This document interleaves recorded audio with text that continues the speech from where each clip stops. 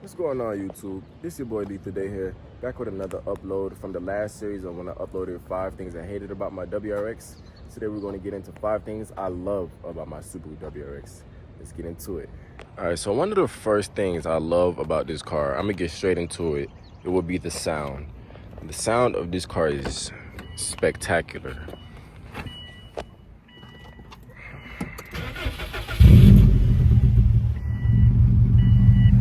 Just a quick startup for you guys there. Let me give you guys a couple revs real quick.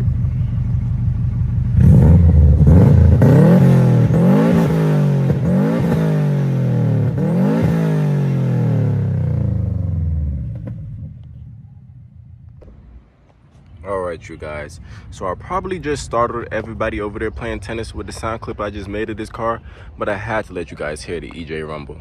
This shit sounds insane with the catless downpipe, the NVIDIA catless downpipe paired with the NVIDIA N1 race exhaust. Alright, so I just wanted to talk a little bit more about the exhaust real quick. Yes, all it has is the NVIDIA N1 race exhaust and an NVIDIA catless downpipe, and those two alone really opened this exhaust up, man. It already came stock from the factory, you know, unequal length headers, so that's where you get that boxer rumble from. And there's 2 modifications that I just listed, the catless downpipe and the NVIDIA N1 race exhaust.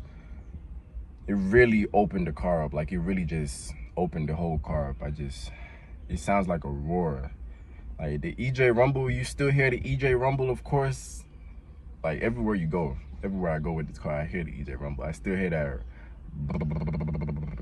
rumble sound, but when you really press on the car, it just opens up, it just roars, it's loud as fuck. Like this shit, I love it. And nearly every day I get compliments on how good this car sounds, and it just puts the biggest smile on my face, because even when I'm driving them, I'm like, I can't believe how good this shit sounds. Like it just had me smiling from ear to ear every day I drive this car. It just sounds so good. Some people would tell me it sounds like a V8, and it's not a V8, it's a 4-cylinder. But on my side of town, you really don't see too many Subaru WRXs. So when they do see my car, they'll think it's a V8, but it's not a V8. I just tell them it's a 4-cylinder. And some people still won't believe me, but I don't know how else to explain it. I showed them the engine bay, whatever.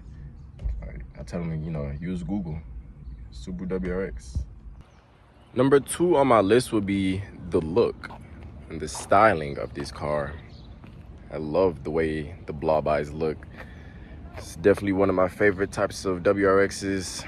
Out of all the generations, I love the GD body styles, the hawk eyes, bug eyes, and blob eyes, with my favorite being the blob eye, of course.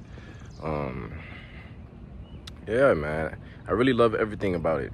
I love the front fender up here. Love the blob looking, you know, front bumper look. I love the hood, not the hood scoop. Yes, I was gonna say hood scoop. This is an STI hood scoop. This is not the stock OEM hood scoop, but I just love the look of the hood scoop in general. You can see up in there, stock intercooler. Yeah, man, I just love the look of these cars. My car has a sunroof.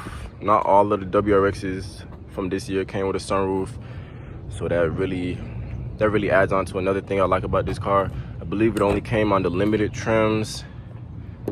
So yeah, that's another thing I love about the car.